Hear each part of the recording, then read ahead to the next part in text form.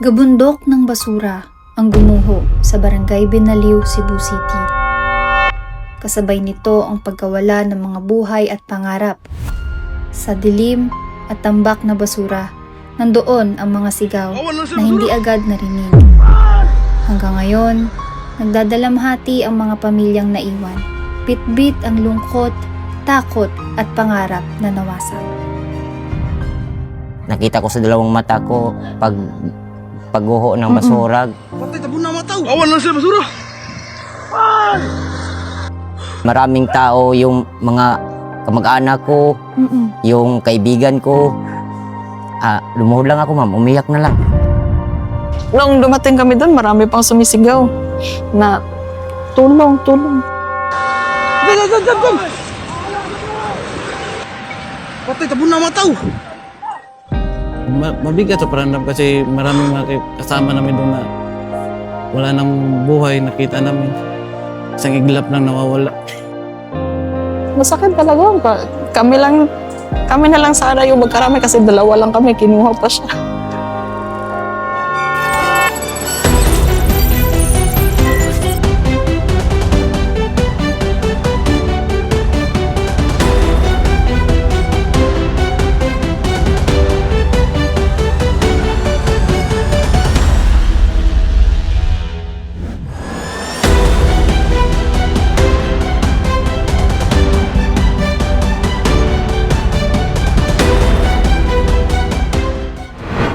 Ano po ang trabaho po niya sa landfill? Machine operator. Gaano na po siya katagal na nagtatrabaho po dyan? Mga 6 years.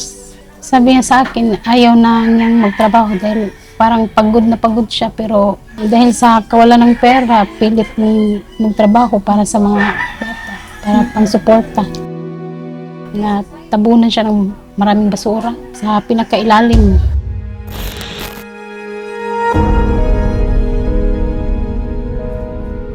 Kapatid po ako ni Christian Joseph Oakley, yung isa sa victim sa landslide po. Nakarinig kami ng malakas na tunog, tapos may sumigaw na yung basura. Naglabasan na kami.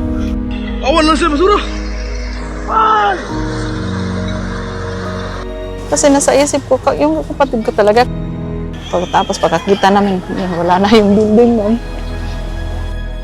Yung building nila, yung bubong na lang yung nakita. Tapos basura. Sabi ko, milagro na lang kung may mabubuhay pa doon sa ilalim.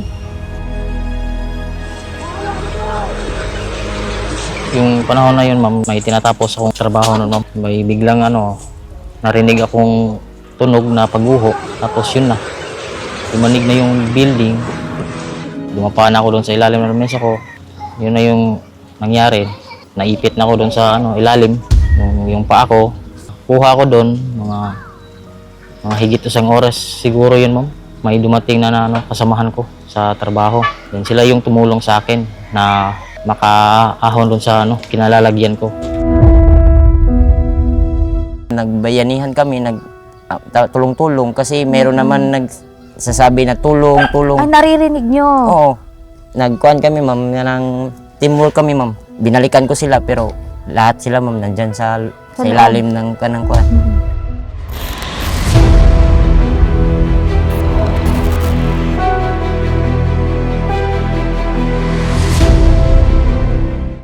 Una sa lahat, magpasalamat ako sa Panginoon dahil binigyan po ako ng second life. Gusto sana namin yung mga rescue yung kasama namin sa loob. Wala kami magawa kasi yung nakita namin, mahirap silang rescuein kasi marami ng mga basura doon. Mabigat sa paramdam kasi maraming mga kasama namin doon na wala nang buhay, nakita namin. Kasi matagal na kami doon ng mga kasama ng iba.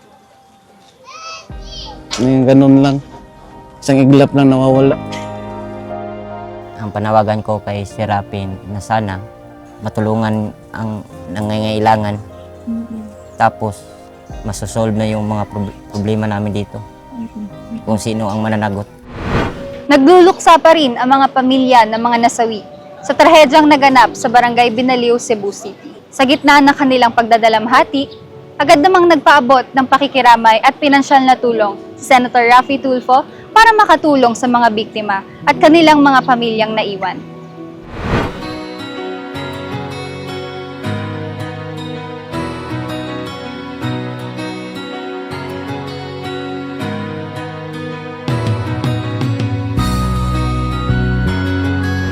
Nandito po ang programa po ni Idol Raffy Tulfo para iparating po ang pakikiramay po namin sa lahat po ng namatayan po sa Binaliw Landfill.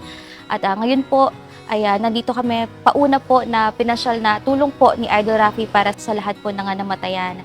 At maging doon naman po sa mga survivors po natin. Kami po ay nakikiramay at sana po kahit papaano po ay makabawas man lang po sa gastusin. Napag-alaman rin po namin na kabuuan po ay umabot po ng 36 po ang death toll po natin sa landfill landslide. At kung sino man po ang nandito po ay bibigay na po namin yung tulong ni Idol Raffy. Rapi Tulfo, isang taong hindi ka iiwanan basta nasa tama ka, ilalabang ka ng patayon kahit na sariling reputasyon niya ang itaya. Ipagtatanggol ka niya kahit siya ang mapahiya. Ang sarap kapag panatagsan man ng iyong tungtungan dahil merong Rapi Tulfo ka na masusumbungan. Pag sa hirap ang lahat ay gusto mo ng tuldukan, gagawa ng paraan pa siya ang iyong tinakbuhan. Di lang basta solusyon sa iyong pinagdadaanan. Maraming mahirap ang binigyan ng kabuhayan. Mga tao na binuhay ang pag-asa na naglaho na. Mga taong sumuko na sa buhay ibinangon niya. Idol, napakasarap mo magmahal. Maraming salamat po sa tulong na binigay sa amin. Laking tulong na po sa akin para sa aking mga anak. Maraming salamat po, Sir Raffy Tulfo. Senator Raffy Tulfo, salamat sa pinansyang na mo nadawat karong adlaw. Dako na kini katabang, sir. Sa mo mga pangangahanglan nga pangadlaw-adlaw. Laking pasasalamat namin sa pinadala yung tulong namin. Salamat, Senator Raffy Tulfo, na ibsan ng kunti yung pangamba namin. Tulong at mga pirang pinagdala niyo.